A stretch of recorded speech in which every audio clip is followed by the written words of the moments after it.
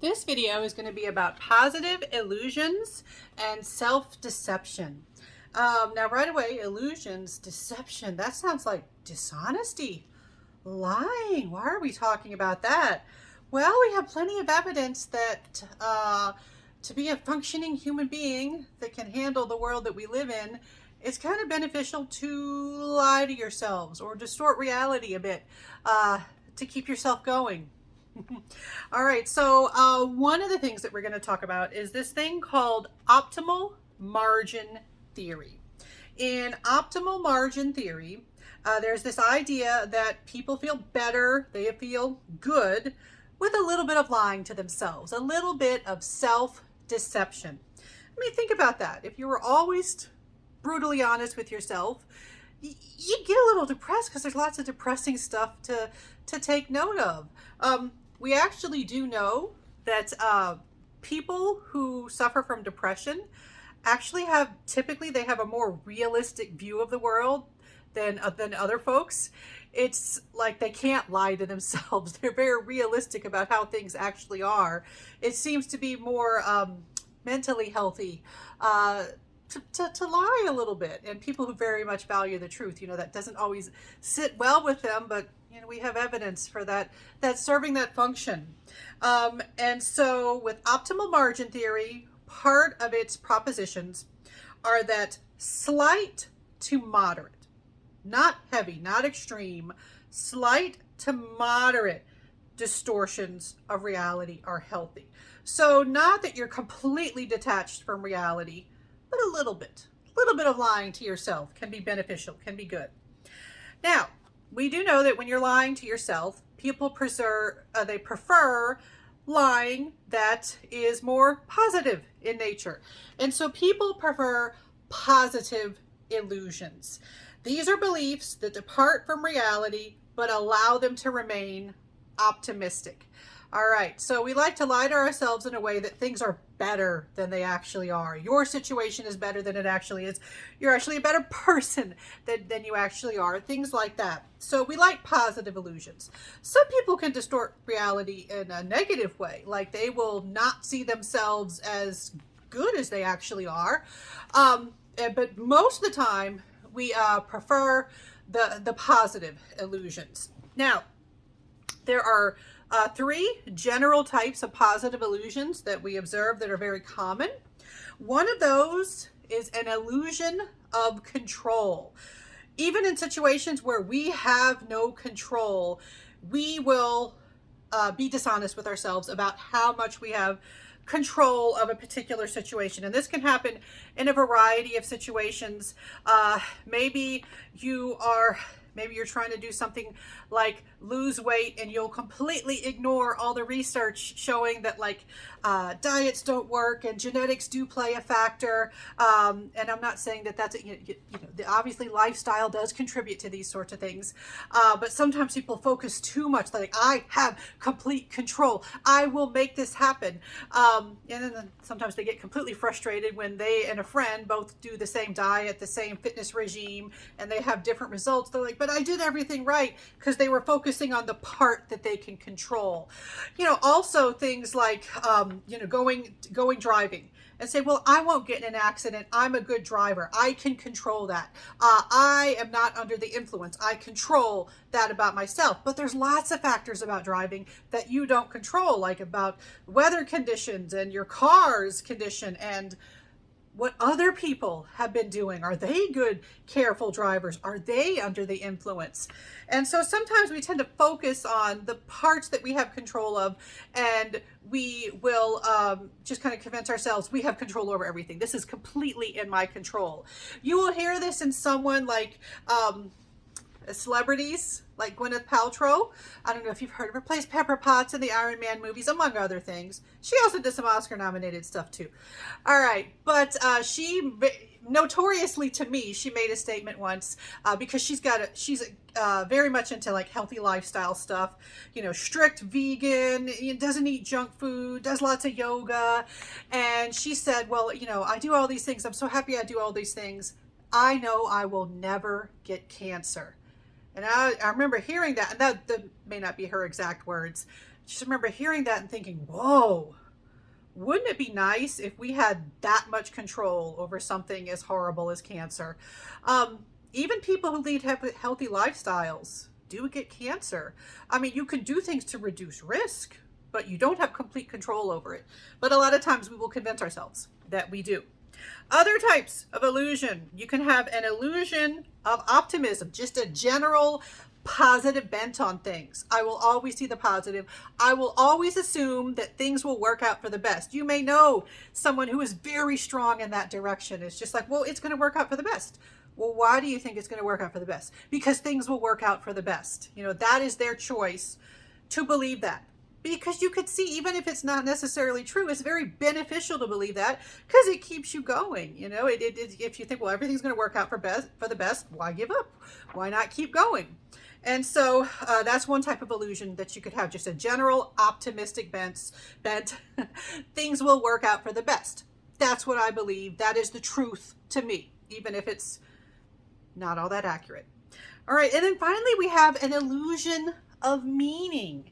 This is where somebody will assume that everything happens for a reason, or everything has some personal meaning. Something may happen to you that may be seen as tragic. Maybe you get in a car accident, or you have a pregnancy complication, and somebody will tell you, well, everything happens for a reason. And, you know, when you're going through that thing, you're like, well, what do you mean? What could the reason possibly be? And they might be thinking, well, this is, if they are religious, they might think it's part of God's plan, or it is something that will strengthen you in the long run. So sometimes people will like to assign meaning to events because things are a lot easier to digest and accept if you think that they happen for a reason. It is kind of depressing to think, man, random things happen, and sometimes you have to suffer for no reason. We can certainly see how it's preferable to think, no, if bad stuff happens, it had a meaning, it had a reason. That's preferable than, oh, bad stuff just happens. All right, so all of these things, they may not actually reflect reality or statistics or you know, what we see or perceive or understand about the world, but they do serve a function. You know, they help us feel better about the world, keep us motivated to keep going. Another example of a positive illusion, excuse me, or just an illusion, self-deception in general, is subjective age. All right, you've got your chronological age. Your chronological age is basically how many years you've been around.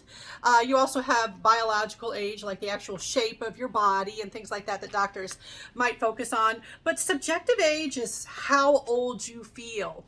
I don't know how much of this the viewers experience, but I am in my 40s. I'm closer to 50 than 40. I'm Generation X, and I've had lots of experiences where, like, I see somebody I haven't seen since high school, and my first thought is, why do they look so old? Why do they have gray hair and wrinkles? And then, of course, I think, wait, what does that say about me? I've also had experiences like when I joined social media. I often, you know, will try to find people who are closer in age to me than younger members, because, you know, I can relate to them more. Like when I joined TikTok, right away I looked for the hashtag Gen X or Generation X to see if there were anybody posting about those issues, and I did find some cool creators. But right away I had those moments where I'm like, this person looks old. You know, and I'm like, wait a minute. Wait, does that mean I'm old? Yeah, I am. But I don't think of myself that way. I have this, you know, this subjective sense, partially because I work with and teach a lot of people that are younger than myself. So sometimes I forget that if I look in the mirror, you know, I am older, that they don't get half of my pop culture references and stuff like that. You know, I will have those moments where I'm just like, oh, wait, that's right. I'm feeling younger than I am, but I am old. I am old. How did that happen? When did that happen? This can also happen when you're hanging out with somebody you think is your same age, and you'll mention some movie and they're like, oh, I never saw that. And you're like, how could you not see it? It was so popular. And they might say something like, oh, well, I was like 2 when it came out. And you're like, wait, we are not the same age. What the? what? I thought we were the same age. It happens a lot when you're an adult. You just kind of think, oh, all other adults were part of the same generation. And then sometimes you're like, whoa, this adult that I thought of as a contemporary, they're like 20 years younger than me. All right, so subjective age. That is another one of those things that we can lie to ourselves about. Or we can realize that we have not necessarily been having an accurate perception of our age and how long we've been around. All right, older adults with positive illusions about their age. Older adults who consider themselves younger. Even though you may think, hey, that's sad, they're lying to themselves, they had benefits. Higher life satisfaction, higher self-worth, and less boredom proneness.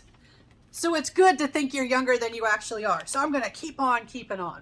In my case, it kind of helps too that a lot of people my age, they've gone completely gray, or they're coloring their hair, but underneath the color, it's completely gray. I mean, I've got some gray streaks here, but my hair hasn't gone completely gray yet. I have a feeling once that happens, once I have the gray hair, that's probably when I'm going to be forced to be like, I'm old.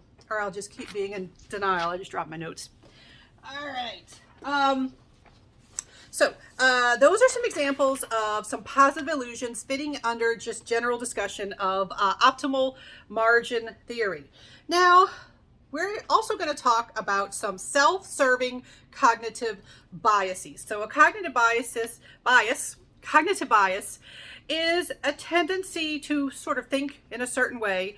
And in this case, we're going to think in a certain way that's self-serving. All right, so it benefits you, it makes you look better, makes you feel better about yourself in some way. And so this fits with self-deception, or, usually, often can fit with self-deception. And so a little bit of self-deception, again, we have evidence that it's beneficial. People who engage in self-deception have less anxiety, less depression, better coping, and higher life satisfaction. Again, we have that evidence that it's kind of depressing. It's depressing to be realistic. That's why there's a lot of depressed scientists. We're so focused on empirical evidence and truth. All right, that could be a reason. All right, so self-serving cognitive biases are cognitive distortions. So you distort reality. Cognitive distortions that enhance the self-concept. All right, so the specific thing they do here, their function, their purpose, they enhance the self-concept. They make your self-concept positive, desirable. All right, they give you a nice, healthy view of the self, or a good, positive view of the self. So we perceive that we're a little better than we objectively are. All right, but it shouldn't be good to lie to yourself. Seems like it's beneficial, at least in some situations and in some ways, to lie to yourself about how awesome you are. All right, so there are many different ways that we can engage in self-deception. One way that we can do this is you can have a biased view of your own traits. So a biased view of traits is where you see your own characteristics in a more positive manner than they actually are. Specifically, people underestimate. They underestimate how many of their peers share their positive traits. So the biased view of traits is kind of a view that you are special, you are unique. Like maybe you're really funny, and so you completely ignore evidence that, hey, some other people are funny too. You're like, I'm the funny one. The world relies on me for the funny because I can do that. Maybe you're really good at writing, really good at sewing, really good at art, and then you'll just kind of think of that as something unique that you can do that other people can't do. And it's sort of like, well, why do we need to believe that we're the only one? Why can't we share the joy? Why can't we share the positive characteristics? It just feels better. It feels better to feel like you are unique and special, and this is something that you bring to the world. Now, you also overestimate How many people share your negative traits? Like if you're really messy, so's everyone else. Maybe you're that person who like never changes the filter, the dryer lint filter in the dryer, and you'd be like, well, nobody does. It's just me. Everybody else waits too long to get their oil changed. And that may not be true, but it certainly feels better to think that way. Or someone with like a heavy drinking problem. They'd be like, so everybody does this, even if that's not true. It makes you feel better to believe like, hey, this is not just a unique problem for you. It's part of the human struggle. All right, so those have to do with the biased view of traits. Biased view of behavior. With biased view of behavior, people will attribute their success, they'll explain their success based on their own efforts. They will explain their failures to factors outside of their control. And we're going to talk more about this later and give a fancy name to it. But for right now, just under biased view of behavior, be aware that when we look at our own behaviors, we tend to see the... All right, I got a little message that maximum recording time was reached. All right, so I was talking about biased view of behavior. And this has to do with the idea that we do something good, we want to say that's because we're awesome.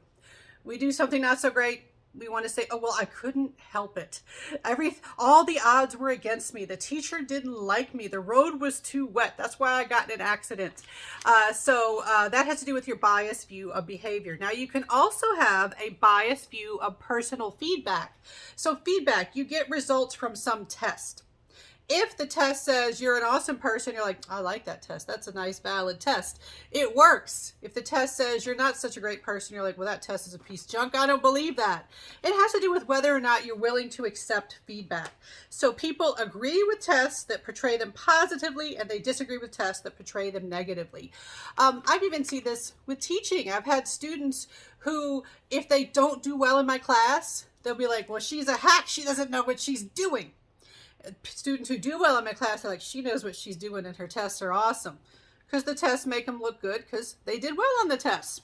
All right, so these are all examples of having a biased view of traits, behaviors, and personal feedback. And these are all examples of self-serving cognitive biases.